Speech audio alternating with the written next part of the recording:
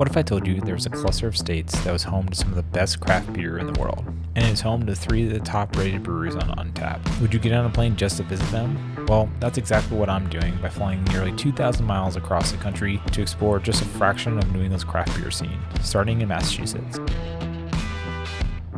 Now, the number one brewery on my list for a long time, as well as a lot of other people's lists, has to be Treehouse Brewing Company. Since they were founded in 2011, they've grown to 5 locations, but if I'm going to travel all the way here, then I wanted to visit the massive brewery in Charlton to get the true experience of Treehouse. The entrance to the brewery can be seen when driving westbound on Route 20, and after turning left and driving underneath the giant welcome sign, you go up to this hill to reveal the brewery. I'd heard from friends that this brewery is huge, but seeing it in person is just mind-blowing. It was an early afternoon on Friday when I came here, and even then, the parking lot was nearly full. I walked into the main entrance behind the brewery to see these conical fermenters as far as the eye could see.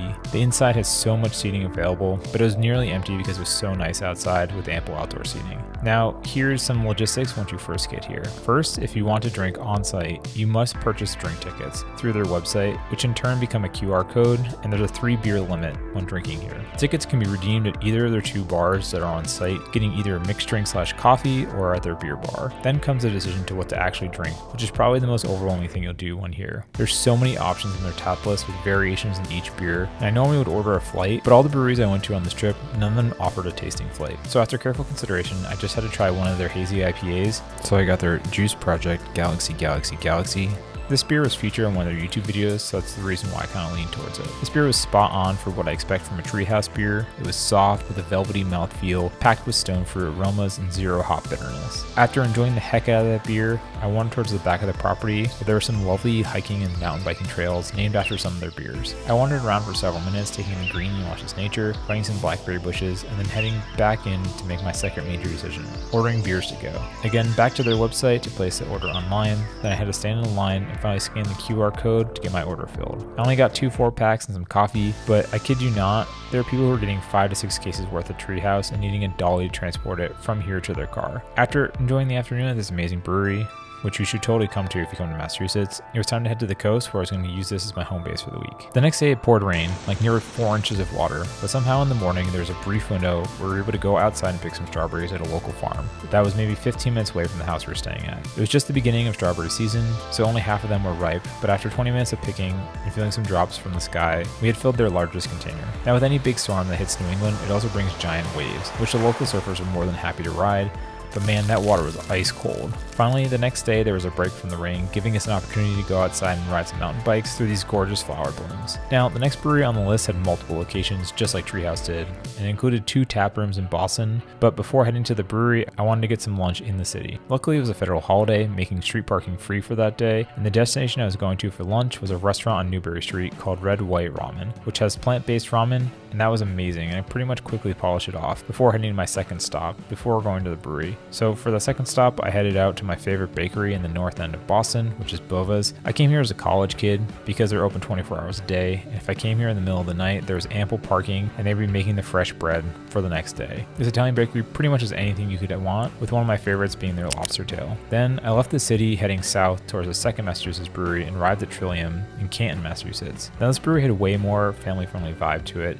as there was a huge field right next to the outdoor patio that had kids playing it. I felt like a soccer game was going to start any moment. There was a healthy amount of outdoors and indoor seating, and never having Trillium before, I didn't know what to expect. The smallest size beer that I could order was 2 5-ounce beers that came in these plastic cups, so I ordered the daily serving that had a mango and passion fruit, and the double dry hop Fort Point. Going in for the daily serving, this beer was bursting with the right tropical fruit flavor and tastes just like a mango lassi that you pour right into a beer, and this might have been the best beer I had the entire trip. The Fort Points was bursting with citrus notes with a touch of bitterness to balance out that beer, and the last beer I sampled was a pure mutation, which was a nitro barley wine. Like, how often do you see that kind of style? This beer was sweet and boozy, as you would expect with a barley wine. It had notes of honey and molasses, and the nitro really added to the body of the beer. I think more breweries need to experiment with nitro beers. I'm not trying to start any fights with this take, but to be honest, I think I like Trillium better than Treehouse, and here's why. First, it seemed to have way more diverse draft lists beyond hazy IPAs, and all the 3 beers that I tried were at least an A+ or better. And eventually the beers that I purchased and brought home and tried those as well were also just as amazing. Trillium had a huge amount of barrels and foeders to age sour beers, and a pilot brewery was also on site. Half the brewery was under construction, so it looks like it will only get bigger from here. So yeah, Trillium definitely gets a stamp of approval for a brewery to go check out. Now, if you're going to come to New England for beer, the next state on the list has to be Vermont. This small state is jam-packed with amazing breweries, and I think I could spend the rest of my life drinking through this state. This is on top of having so much other stuff to do right next to these breweries. Let's start in the town of Waitsfield/Warren or Fayston, aka Sugarbush Valley. The ski town is home to 2 ski resorts, Sugarbush and Matterford Glen, and the latter is a co-op-owned all-natural ski resort with one of the only single chairs left in the world. Now, if you do find yourself here, right in the heart of this town is LAWSON'S Finest Liquids. I remember when this brewery was starting out and didn't even have its own tap room, and the only way you could get Sip of Sunshine was on certain days at certain liquor stores. They would have a small amount to buy. But now, this gorgeous brewery has tons of beers to go and on draft, and I even get it out here.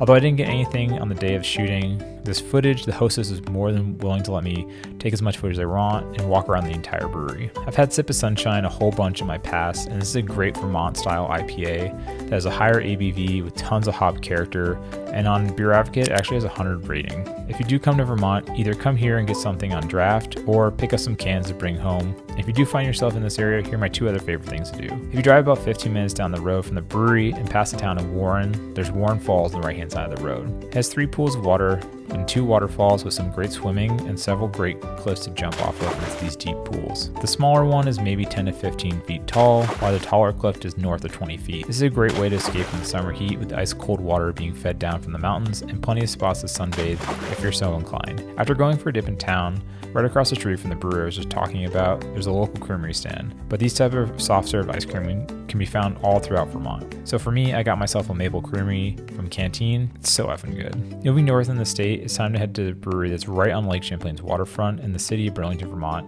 And I'm speaking, of course, of foam. I discovered this brewery the last time I was in Vermont back in 2019, but coming here now, the brewery was way more packed than it was in the past. The inside had not changed as they have a tiny indoor footprint with a kind of a brew pub vibe going on with a great interior design. Inside, I loved everything from the purple neon sign to the backlighting of the bar. We got here pretty close to sunset. Right after, we had an amazing dinner at Bluebird Barbecue, and if you do end up going there for food, I recommend getting the smoked mushrooms and seitan with the roasted Brussels sprouts, by the way.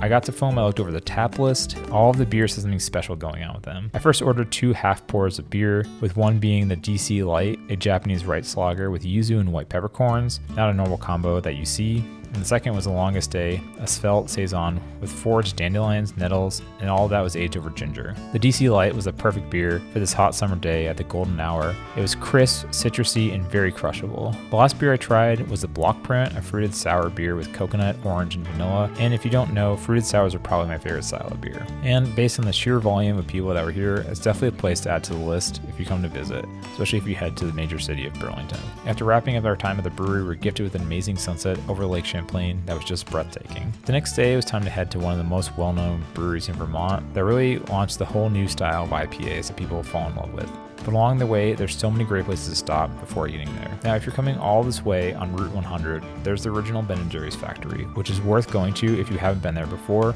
but I've visited it several times over the years, so for me, it meant my first stop was going to be at Cabot Creamery. Inside this building that had expanded since the last time I was here, there were a ton of cheese samples to be had. And the day we were here, there was also a maple syrup vendor inside, and what's more Vermont than maple syrup and sharp cheddar cheese. Right across the parking lot from Cabot is Smuggler Notch Distillery that has a whole bunch of spirits, my favorite being their bourbon whiskey infused with maple syrup. And if you don't know what to get when you come here, they have 2-ounce samples of nearly everything that you can get to go, or you can get a flight of 5 and sample to figure out what is your favorite. The last stop before the brewery was Cold Hollow Cider Mill, because to me, the only thing that's more Vermont than maple syrup is probably apples. And this place has a ton of different apple products. It includes a tap in the back where you can get some of the store's cider, which of course I had to try. If you're here in the summer, get the cold cider, and then in the winter, there's nothing better than a warm apple cider. But no matter what time of year you're here, you totally have to get an apple cider donut, and your stomach will thank you. Additionally, since my last time I was here, they've expanded across from the main entrance to have a hard cider right across the parking lot. But for me, it was time to head to that famous brewery,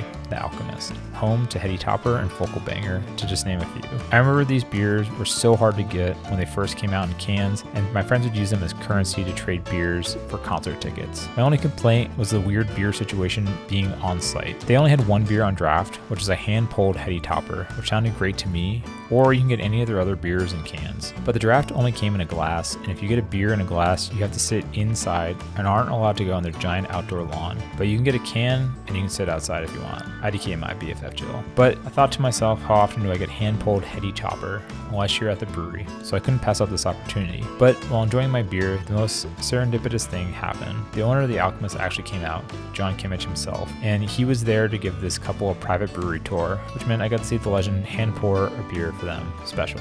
I'm sorry, what? I still think this is the coolest thing I've witnessed during this entire trip. Also, the heady topper that I had here on cask had such a different flavor profile than the cans I've had previously. It was so much more floral, and the hand pulling cut through some of the bitterness. This alone was worth the trip out the Alchemist. Also, one last thing, if you're in the area of Stowe, if you continue up the road from the Alchemist, this is where Stowe Ski Resort is, and during the summer they do run the main gondola, and a round trip to go up to the top and back is $37. Then it was time to head to the third and final stage of this trip, which was Maine, where I had to check out the iconic Allagash Brewing Company. If you didn't know, this brewery is most famous for Allagash White, but that was not all they had on tap. Headed inside to sneak a peek at the brewery. They had these big walls in front of it, and inside there was only the gift shop, but more on that later. Then back outside was the taps, and there were so many to choose from, and the bartender was more than willing to let me try a few before I settled on getting their Cool Ship Red. This brew is a spontaneously fermented sour ale aged over raspberries that was tart, super sour, in my favorite kind of way, with lingering notes of raspberry. And then before leaving, as I was only here for that one beverage, I went inside to look over the beers they had. They had a whole bunch of these amazing spontaneously fermented sours, so I had to get one of those, and I picked up a 4-pack of the Maine with Love number 25. Now, if you're ever at Allagash, right across the street from them are several other craft breweries that would have to wait until next time. This is just a small sample of what New England has to offer for craft beer, and if I missed any of your favorites, let me know so I can check them out next time. And if you want to see how craft beer in Japan stacks up to this, check out the video on the screen right now. And if you like what you saw, don't forget to subscribe so you don't miss on future videos, and I'll see you again soon.